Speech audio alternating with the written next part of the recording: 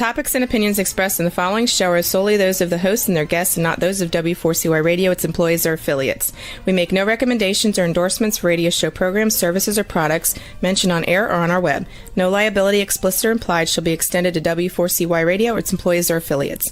Any questions or comments should be directed to those show hosts. Thank you for choosing W4CY Radio.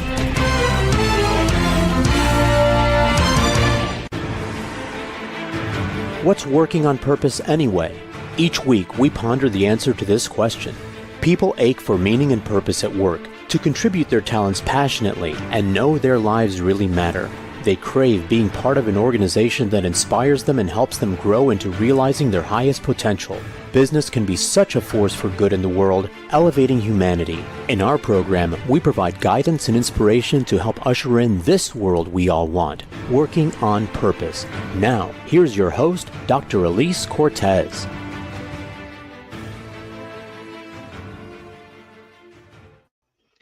Welcome back to the Working on Purpose program, which has been brought to you with passion and pride since February of 2015. Thanks for tuning in again this week. Great to have you. I'm your host, Dr. Elise Cortez, and if we've not met before, I'm an organizational psychologist, management consultant, logotherapist, speaker, and author. My team and I at Gusto now help companies to enliven and fortify their operations by building a dynamic, high-performance culture and inspirational leadership activated by meaning and purpose. Did you know that inspired employees outperform their satisfied peers by a factor of 2.25 to 1? In other words, inspiration is good for the bottom line.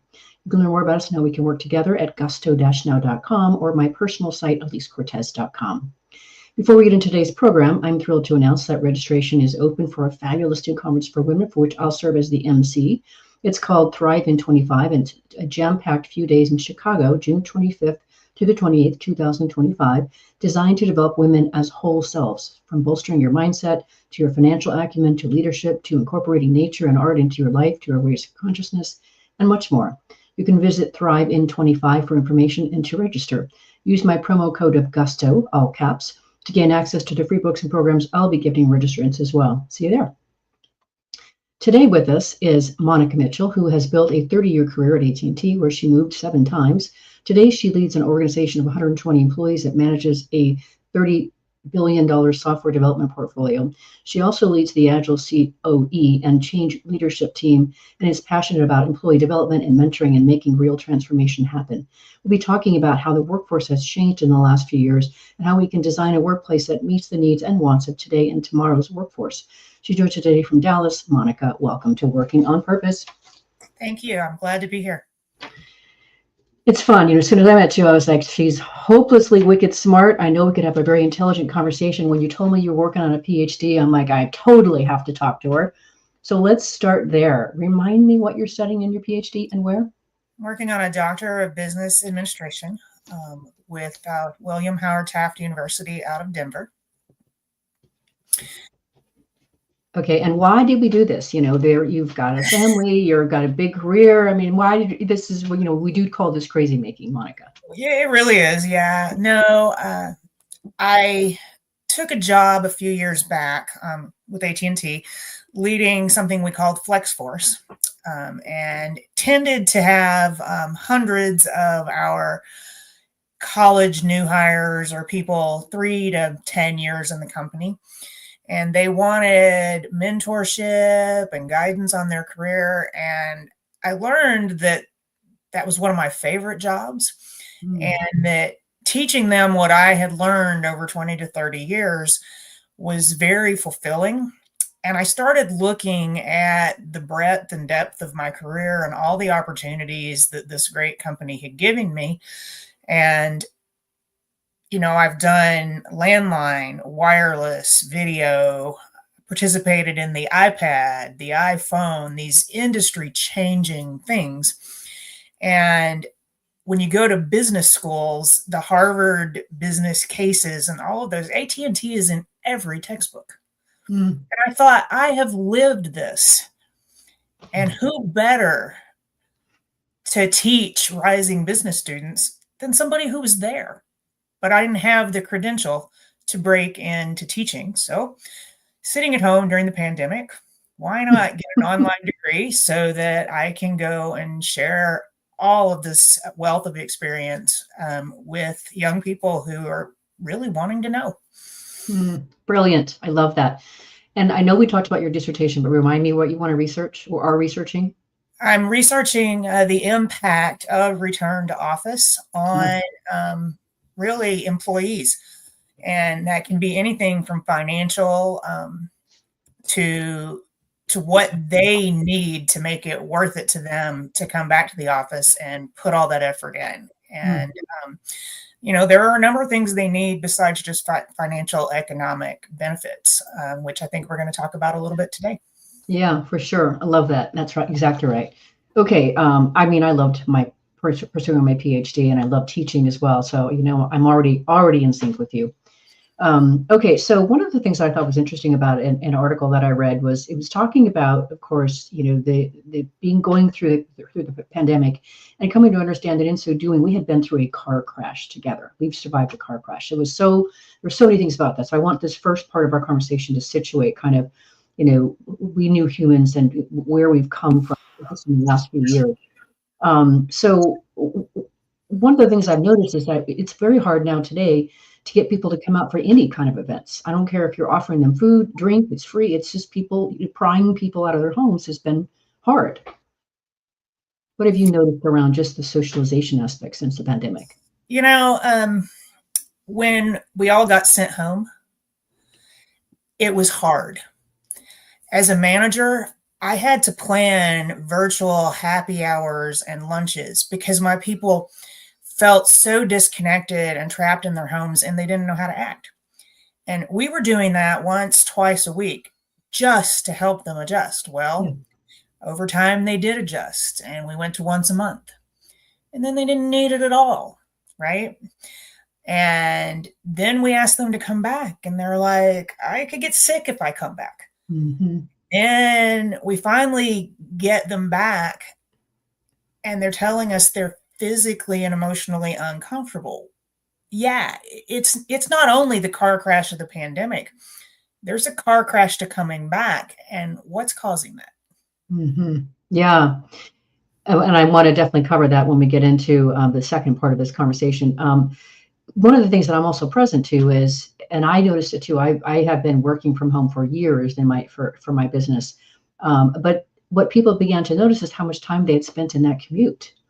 And I remember a conversation, Monica, when there was a discussion, or at least some articles being floated about could people actually consider their commute time as part of their workday? Because they recognized how much in up to 90 minutes, 2 hours a day in commute time, now that could be repurposed if you're actually not going to the office. And in fact, many people did work extra hours because they could get out of bed, go straight to their computer. As we ask them to come back, we are seeing some drops in productivity because they're back on the road. Interesting. That's very interesting.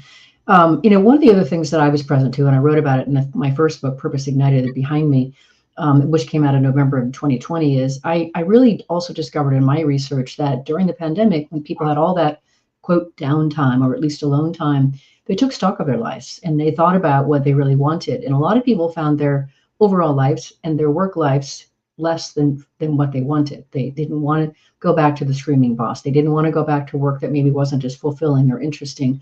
So already we had this notion of people saying, I think I'm going to go ahead and leave this industry now. And so I'm curious, what kind of research or have you come across in terms of how people have reevaluated their lives and their work? I think they not only reevaluated their lives and their work, I think to some degree, employers brought this on themselves, right?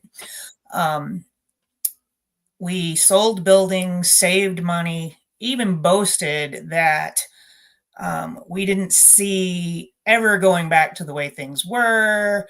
We got an increase in productivity because people were spending all that drive time working. And we weren't counting on the lack of collaboration and innovation that may come with that, because we didn't see that at first. We just saw the productivity that we were getting and the money that we were saving by not paying electric bills and getting rid of buildings. And making those statements to employees, they believed us. We're never going back. And so some of them said, I could live further away from the office and save money on my mortgage. They did. Some of them moved to another state to take care of an aging parent or to be near grandchildren because they believed us. Now we ask them to come back. That's a major life decision, particularly if the company doesn't want to fund it. Mm-hmm. Right. Yeah. And so you have, in addition to anything just about the cost of living or the cost of gas or the time you spend on the road, people who made those adjustments to take care of real life issues, it's a real inconvenience to them. Yeah. I had a great conversation a couple of weeks ago. I think I told you about it with Mana Morales, who wrote a book called The Flexibility Paradigm. She has some incredible research in there about flexibility and hybrid and all sorts of things. And one of the things that she said is that really struck me is that, when we don't, kind of make work more accessible for people, what we're actually really doing at the end of the day is we're limiting their potential. And that really got me, as somebody who's out for, to be able to unleash people to their passion and their purpose and create a destination workplace. So just what you're saying is kind of speaking to that. And I think it's another sort of surround sound point on the matter. Exactly. There is a researcher out of Stanford who did some work showing that we hired more disabled people during the pandemic telework, and that return to office may, in fact, disadvantage them because they can't come in. Yeah. I've also seen some research on that too. And that also came up in Manar's book as well. And then the other thing that I think is really interesting in terms of, right now we're just sort of presencing the new workforce, the new human that emerged from the pandemic we went through, other changes in the workplace. But the other phenomenon that I'm seeing that I'm finding really, really interested in, which, having lived abroad myself in my 20s, is so many people are moving to other countries altogether. I personally know 4 people alone who have moved to Portugal. So this is so interesting. And then I met a gentleman who founded an organization here in Dallas called Worksploring. And what they do is they specialize in helping support companies who offer remote work to other people around the globe as a part of a draw for work, as a perk for the work. I'm stationed in Greece, my company supports that kind of thing, or whatever it is. So I'm interested in your perspective, whatever you've seen on the mobility that's emerged after the pandemic. There is great talent in some other countries. There's also been some research on, could we use remote work to help underdeveloped areas bring up their economic value by letting some of these jobs move into places that we could put some infrastructure and bring up really the value of their economies by letting them have this higher paying work. I think there's a lot of global advantage to allowing some of us to move there and help bring some of those economies kind of into the 21st century, if you will, and a lot of value to it if we would explore it. Of course, that sings to my soul because I'm a conscious capitalist, and I believe in the power of business to lift the world. I believe in that. So that is a beautiful point for me. And then the other side of that occurs to me is that by having someone in your workforce that's in these different countries, maybe you will learn something more about those cultures, and maybe that's another way for you to develop a greater customer base there, or improve the customer base that you already have there. So, and of course, as somebody who believes in the power of learning from other cultures, that's why my company is called Gusto now, because gusto means the same thing in English, Spanish, and Portuguese: exuberance, excitement, zeal, which is what I'm trying to help organizations impart into their culture. So that is a very, very interesting idea to me that I know I want to explore more. If you learn more about that, I want to know. Keep that in mind. It just means we have to have lunch. That's all, Monica. Okay, well, let's grab our first break. I'm your host, Dr. Elise Cortez. We've been on the air with Monica Mitchell, who leads an organization of 120 employees that manages at AT&T that manages a $3 billion software development portfolio. We've been talking about how it is that she got into the space of really trying to understand the impact of return to office and her interest in seeing how we can create the workforce of the future. We'll be right back.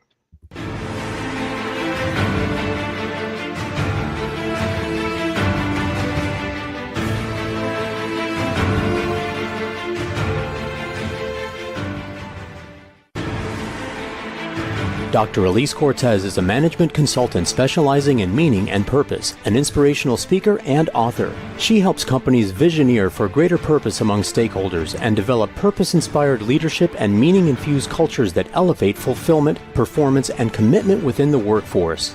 To learn more or to invite Elise to speak to your organization, please visit her at elisecortez.com. Let's talk about how to get your employees working on purpose.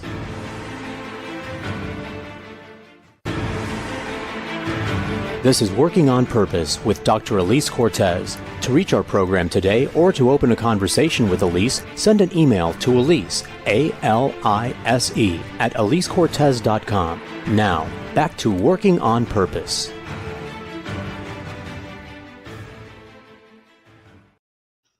Thanks for staying with us and welcome back to Working on Purpose. I'm your host, Dr. Elise Cortez, as I am dedicated to helping create a world where people realize their potential at work, are led by inspirational leaders that help them find and contribute their greatness, and we do business that betters the world. I continue to research and write my own books. So my last one came out in 2023. It's called The Great Revitalization, How Activating Meaning and Purpose Can Radically Enliven Your Business. And I wrote it to help leaders understand that today's workforce, what is it they want to need, much like what we're having in this conversation. And then I offered 22 best practices to equip them to provide that in their leadership and their culture. You can find my books on Amazon or check them out on my website, elisecortez.com. If you are just now joining us, my guest is Monica Mitchell, who, in addition to leading her software development team of 120 people at AT&T, also leads the Agile Centers of Excellence in Change Leadership and is passionate about team employee development and mentoring and making real transformation happen. Sounds good to me. So one of the reasons I totally wanted to have you on the program, you might recall, is when you just sort of mentioned matter-of-factly that part of what had happened during the pandemic is that our brains have been rewired. Let's talk about that. That's pretty fascinating. Absolutely. Before we went home for the pandemic, we were used to the open office concept, noise. I had people lined up outside my door to ask questions. I was used to the interruptions. I maybe had to bring my laptop home for focused work, like writing appraisals or whatever, because I needed alone time. But I was used to that interaction and noise and chaos at work. I expected it. I even maybe thrived on it. I came home in March of 2020. And like my employees, I felt a little lost, alone. It was quiet. I was trapped in the four walls of my house. And as I mentioned earlier, we set up the virtual lunches and happy hours so that we could all feel some connection. And over time, I adjusted to the quiet and the peace, and that I could focus and get a lot of work done a lot faster. And then when we started return to office, it was only 1 or 2 days a week. And so I would go in and I enjoyed the social, but I would leave all of the focus work for the days I wasn't going in. And so that was okay. But I would notice that if I was working at home and some of my employees were in the office, I would be like, can't you go find a quiet room? All those people walking behind you, talking behind you is distracting me. Mm-hmm. And, as you mentioned, I have the Agile Center of Excellence. They coach and teach agility. Their students would complain when they were doing a virtual class if people were walking behind them or making noise because it was distracting. And so we had to tell them on the days you're teaching, stay home. It's bothering your students. And the question was, why does this bother us? It didn't bother us before. And so I started reading research and looking into it. What is it that's going on? And there is some research that all that quiet and the sudden change of the pandemic, literally our brains are able to adapt, and they did very well. They love the quiet. And going back is now giving us that same car crash pain and need to adjust. And people are resisting it the same way we resisted coming home because it's emotionally disturbing.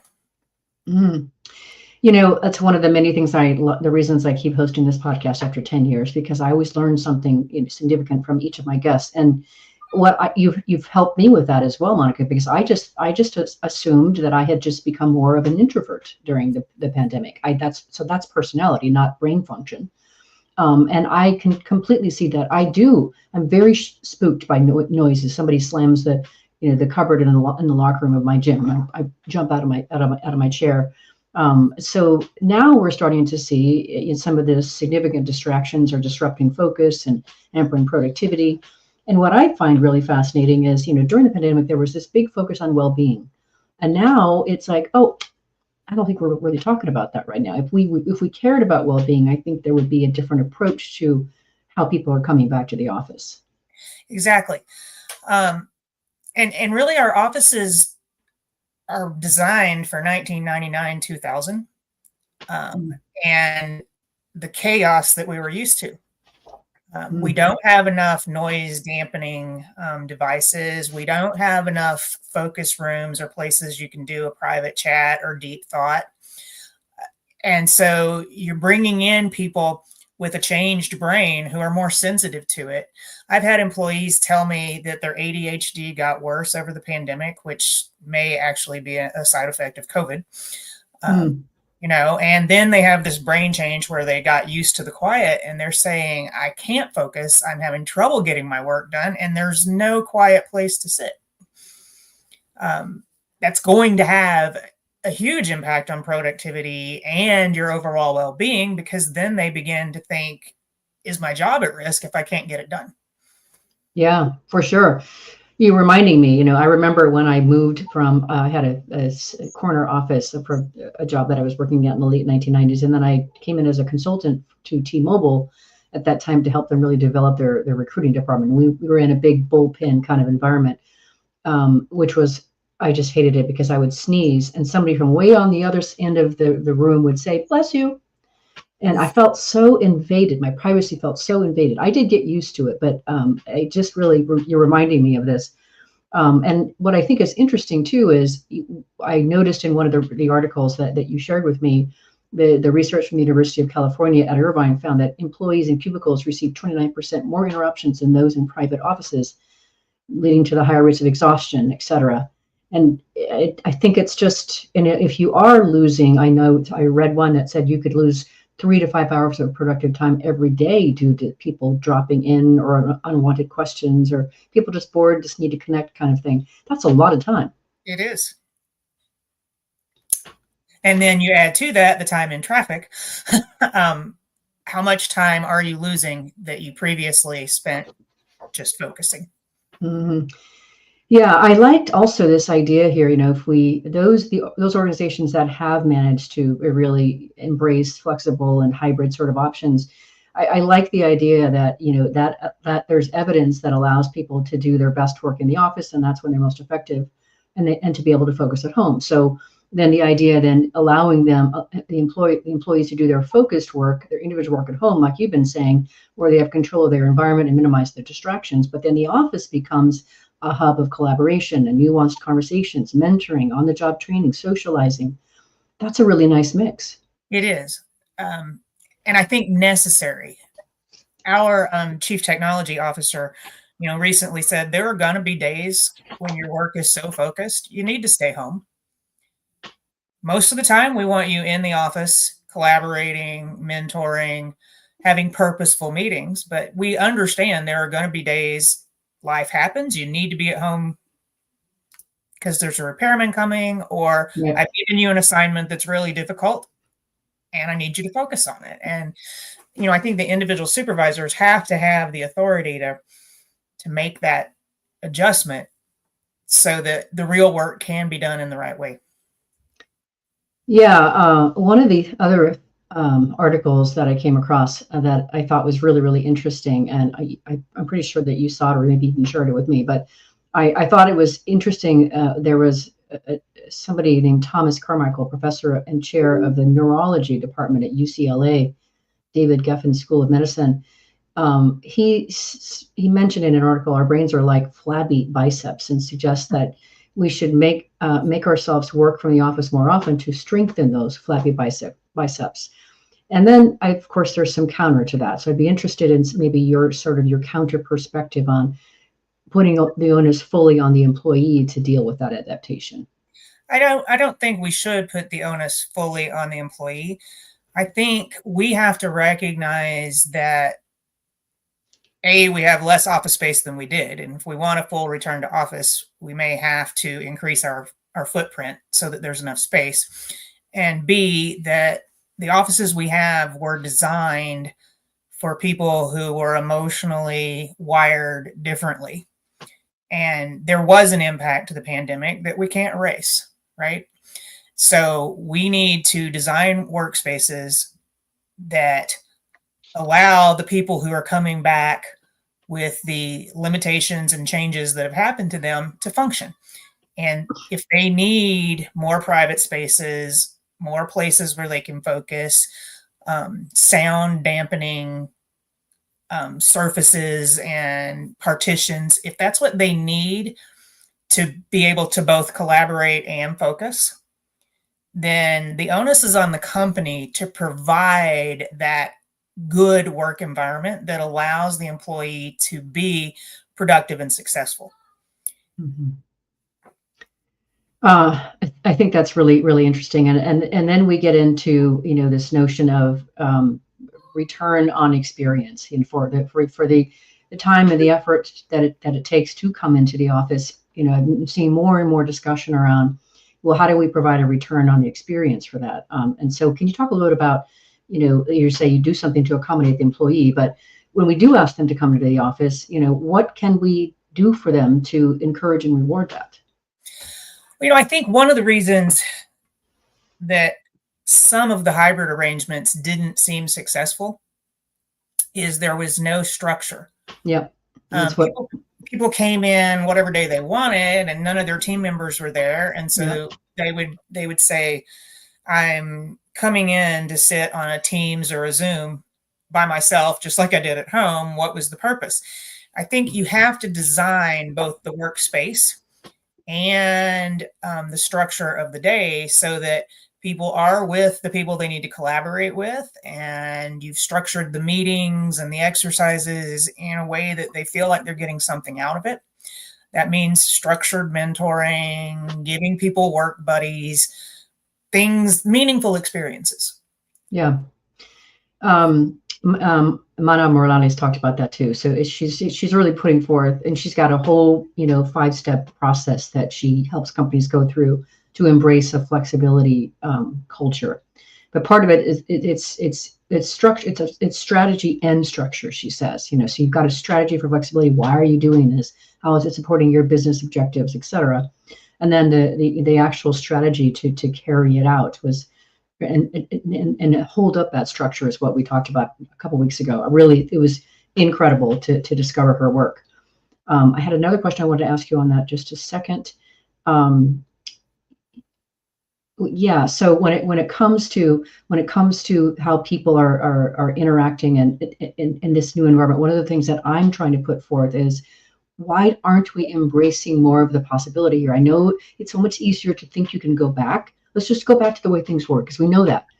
But there's such an opportunity here to, enlarge ourselves and how we think about these things, how we approach these things, and do more, be more, and therefore have more. And when we work to go beyond, just what we knew from the past.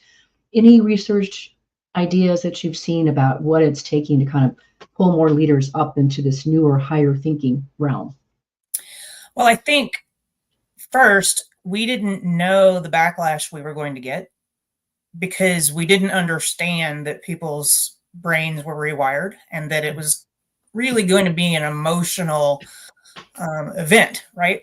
Now that we're seeing that, I think the researchers are coming forward with the information that managers need to realize they've got to do things differently. But this is just now hitting the research journals and management journals that people can read to realize we've got to do it different. There's actually a reason you're getting this reaction, and here's how you need to react to it. We may take another 1.5 years to actually react to that, because that's typically how it works. Yeah, The reason I'm an organizational psychologist, Monica, is because I believe in the wonder, power, and nobility of work. And I believe it in a way that helps us realize our potential. We do it well, and we can do business that betters the world. So I'm dedicated to being part of, the cadre of people that are working together to usher in a world of work that works for everybody. I just don't want to wait for a year and a half, Monica. I really don't either. I don't either. And I read the headlines like Amazon doesn't have enough desks for the people coming back, right? And you wonder, it's a math exercise, right? It is, yeah. How hard was that? I don't know. Yeah. Mm-hmm. Yeah. So I'm just very, very happy that I found you, and your research, of course, I need to know more about that. We'll stay in touch. But let's grab our last break here. We have one more segment that I want to talk about, the how we can architect the today and tomorrow's workplace. We've been on the air with Monica Mitchell, who leads an organization of 120 employees that manages a $3 billion software development portfolio, among many other things. I am Elise Cortez, and we've been talking just recently about how our brains have been rewired during the pandemic. After the break, we're going to talk about the future. We'll be right back.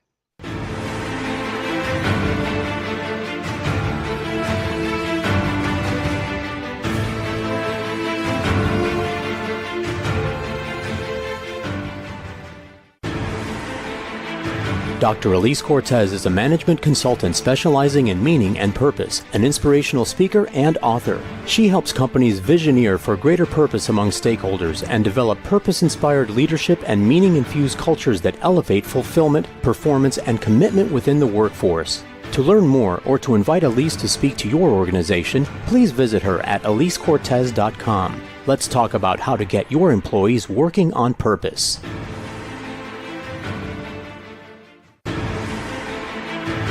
This is Working on Purpose with Dr. Elise Cortez. To reach our program today or to open a conversation with Elise, send an email to Elise, A-L-I-S-E, at elisecortez.com. Now, back to Working on Purpose.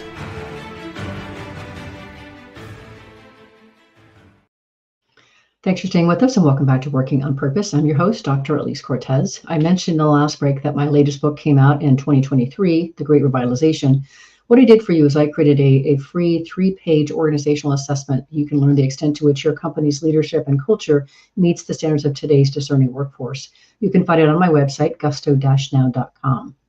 If you are just joining us, my guest is Monica Mitchell, who, in addition to leading her software development team of 120 at AT&T, also leads the Agile Center of Excellence Change Leadership and is passionate about team employee development and mentoring and making real transformation happen. So for this last segment here, I wanted to get your perspective, your thoughts, your research, what you've seen on how we can architect the workplace for today's and tomorrow's employees. You had mentioned in one of our exchanges that for us to be able to create this vision of destination workplaces and such, we actually have to create and architect something very different. So let's talk about that. Let me just let you respond to that, and then I have a few peppering questions. Sure. When I was working on my bachelor's degree, which is in industrial engineering, I studied ergonomics, how to design a workplace that was centered around the body and safety and health. Flash forward 30 years, we not only need a workplace that thinks about the physical and ergonomics, we now have research that shows the pandemic altered our brains and how we emotionally react and behave. And the workplace now has to take that into account if we want people to be productive and perform at their highest potential. We need activity-based spaces where if they need to collaborate, there's room for them to do that. If they need to focus, there needs to be a place for them to do that. We had one of our leaders in our Israel division note that the US-based spaces are not designed the same way as their development center, and that when their folks visit us, they can't concentrate because we're noisy and there's no noise reduction. The lighting isn't the same, and that their centers are really designed around software developers and the space that they need, and ours aren't. And they're like, why would you ever do that? And probably because no one here thought about it when we were used to the chaos and noise. Well, things have changed. So we need to go and look at the physical design of the spaces in light of the changes that have happened in the employees' brains and emotions. Mm. One of the things I've come to in my own research and my experience of consulting with companies as well is what I like to say that we've evolved quite a bit through the pandemic. It was a shared global heart attack. We all responded to it, and it called a lot in us. And I think we have grown in a lot of ways. And I firmly believe that we have also evolved in our consciousness, our requirements for civility and emotional intelligence, in our relationships and certainly at work. And it requires, more astute leadership all the way around. And so I liked how you had actually said in one of our exchanges that in the 90s, we did architect workplaces for the physical accommodation for health, et cetera.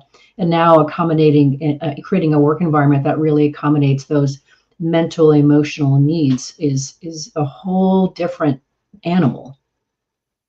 Definitely. Particularly, we know that long COVID, has created an ADHD-like reaction in people who didn't have it before. People who do have ADHD have reported that it's worse. And then even folks without that are telling you, I'm just more sensitive to noise.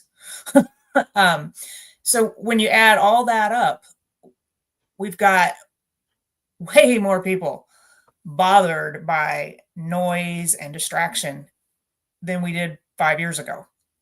But we don't have more quiet spaces, more places to focus, more square footage designated to help them do that. And we have to address that if we want to continue to be productive and to have employees who want to be there.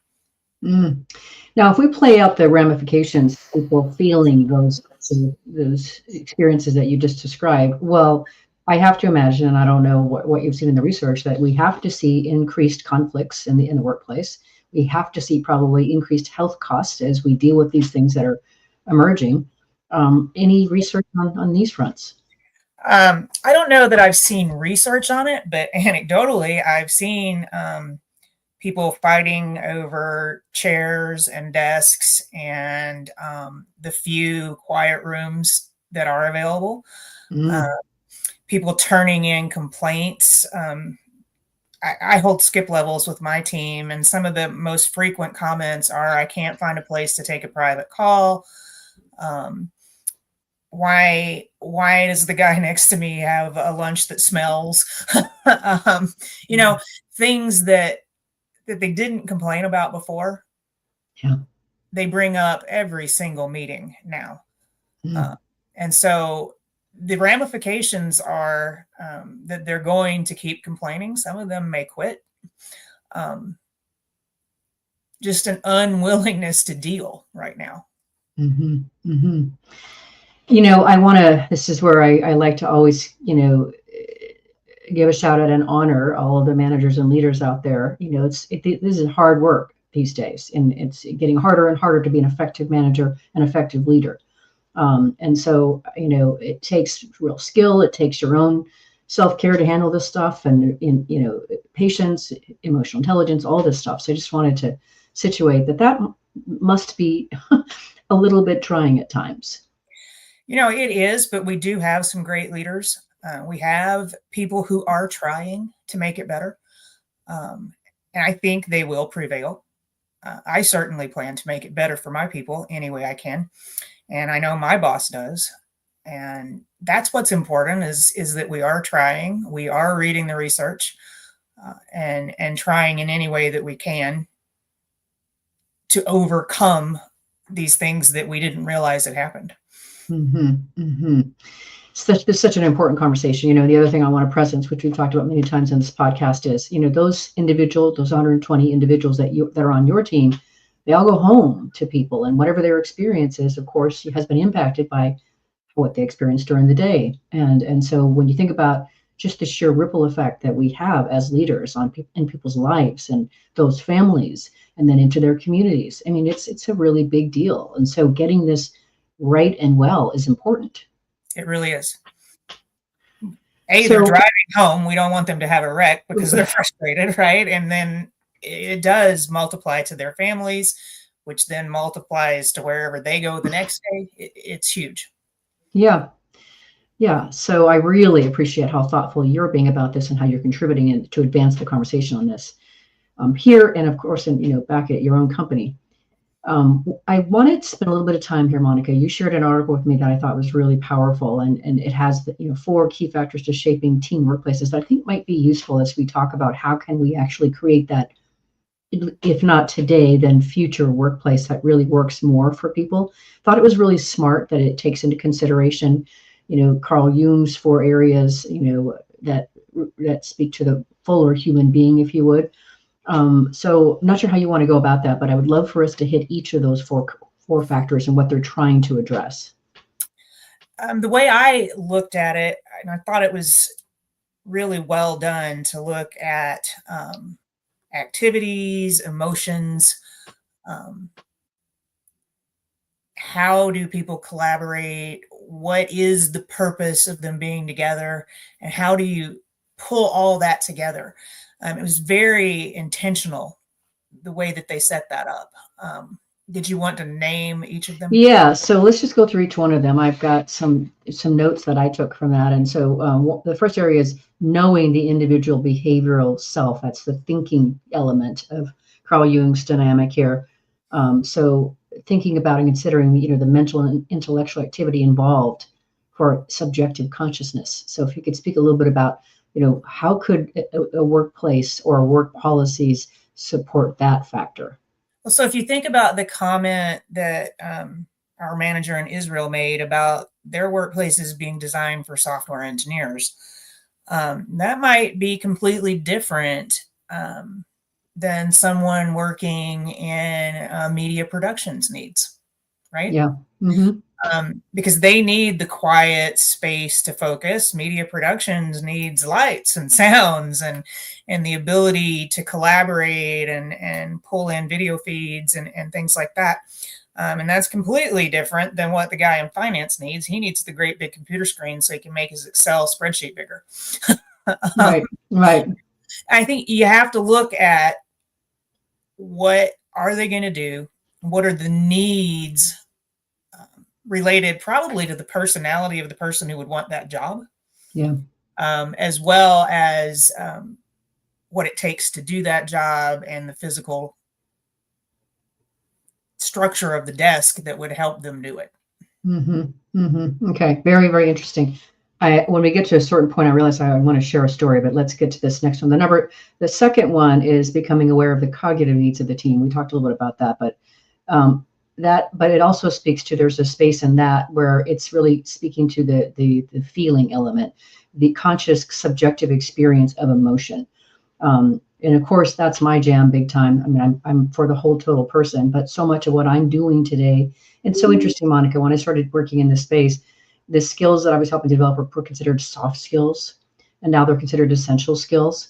And we're seeing more and more of the need for the human element in the workplace to be honored. So how might we address and the workplace and the policies to be able to suit and better support the emotional realm? We find, like with Gen Z, they wanted to come to the office, but to be mentored, not just to be in the office, right? Yeah. And we found folks my age, when it came to return to office, didn't want to come back just to sit there. I wanted to have a purpose to be there, which probably was mentoring the Gen Z person. Because if it was just to come back and sit on a Zoom, that didn't seem to make sense to me. And so I think when we think about that emotional aspect, people need a reason for why they're doing it. And we need to structure the day to meet that emotional need for connection and to give them structure that they see what role they play and why what they're doing ties into the greater goal of the company and the success so that they feel valued, needed. Yeah, this is totally my jam right here. So the story I wanted to tell you really quick, and I want to be sure and cover the other two before we sign off. You'll be shocked, to know that on the way to my storytelling class, I stopped into the bar and had something to drink and eat. The two gentlemen were sitting next to me, and I overheard them talking. And they were talking about having to come back to the office. And one of them said, "Well, we all have to come back to the office because the CEO said I need people around me in order to be effective. So we're bringing everybody back." And Yeah. of course, I piped up like, "Hey, geez, can I talk to you? I have a podcast, and we're going to be talking about this sort of thing." And they were like so intrigued to know that this was being discussed like this. And the other guy said, "We have a meeting, and we were like 4 miles from downtown." And he said, "It's all the way downtown. Why would I come all the way to downtown, find parking to come to a half-an-hour meeting that I can join on Zoom?" So it's been so interesting. So I think it's important that people, listeners and viewers, are aware of whatever style you prefer, that you opt into, that you're not making policy choices and decisions on behalf of all employees for your preferences, right? This is so important. Or if you are, give them a reason why they should do it. Yeah. Yeah. So, okay, then the third area here, the team's belief and trust is the foundation of its ability to contribute to the betterment of its purpose. You kind of addressed that, but this gets to the intuitive aspects that Carl Jung talked about. So if you could speak a little bit to that factor. I think our teams need to trust that we have their best interests at heart, that we have their backs, that we're not asking for things we don't need. And that we will take their needs into account. And so when you read about Amazon not having enough desks, did that take their needs into account in any way? Yeah, I don't know if you heard about this, but Jamie Dimon, the CEO of Chase, actually said, "I don't care that many of the employees have signed a letter that says we don't want to come back full-time to the office. I don't care about that." Mm-hmm. That's a really loud statement, man. Oof, it says a lot right there. Yeah, he apparently cursed, and they called him out for that.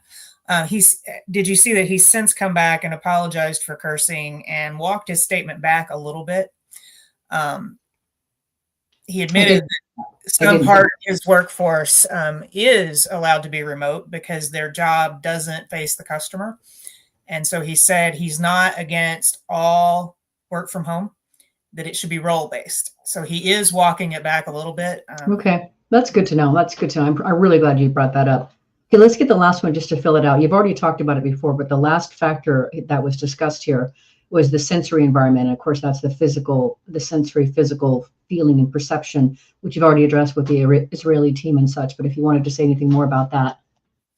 Well, I think it is partly designing for the type of job they're doing. It's also a recognition, particularly for, people like ADHD and just the brain change we all went through, that if we're more sensitive to noise or lighting or things than we were 5 years ago, we need to make some adjustments in the physical space to help employees adjust to that, or they will continue to fight. Yeah, for sure. Okay, and say 30 seconds. We've already come to the end of the show. What would you like to leave our listeners with? That we can make this transition, but it requires compassion and collaboration and working together instead of against each other. That is a beautiful way to finish, Monica. I can get right behind that. I really appreciate meeting you and you coming on to Working on Purpose. Thanks for joining us today. Thanks for having me. Very welcome. Listeners and viewers, you're going to want to connect with Monica, and the best way to do that is on LinkedIn. Her profile name is Monica B, like the letter B, Mitchell. Monica B. Mitchell with 2 L's at the end. Last week, if you missed the live show, you can always catch it via recorded podcast. We were on air with Russell Lawlerker, an international speaker and the host, producer of the Relationships at Work podcast, the guide to building workplace connections and avoiding leadership blind spots. We talked about why definitions of key terms like leadership and management are so important for each company to do for themselves. And he gave us 7 roadblocks leaders unwittingly put in front of themselves that get in the way of their own effectiveness. Next week, we'll be on there with Ross Blankenship talking about his book, Everyday Leadership, which builds nicely on Russell's work to develop your own leadership mindset, distinguishing what makes leaders effective and how to think systematically about organizations and teams. See you then. And remember, work is one of the best adventures and means of realizing our potential and making the impact we crave, and can give us the opportunity to do business in a way that betters the world. So let's work on purpose. We hope you've enjoyed this week's program. Be sure to tune in to Working on Purpose, featuring your host, Dr. Elise Cortez, each week on W4CY. Together, we'll create a world where business operates conscientiously, leadership inspires impassioned performance, and employees are fulfilled in work that provides the meaning and purpose they crave. See you there. Let's work on purpose.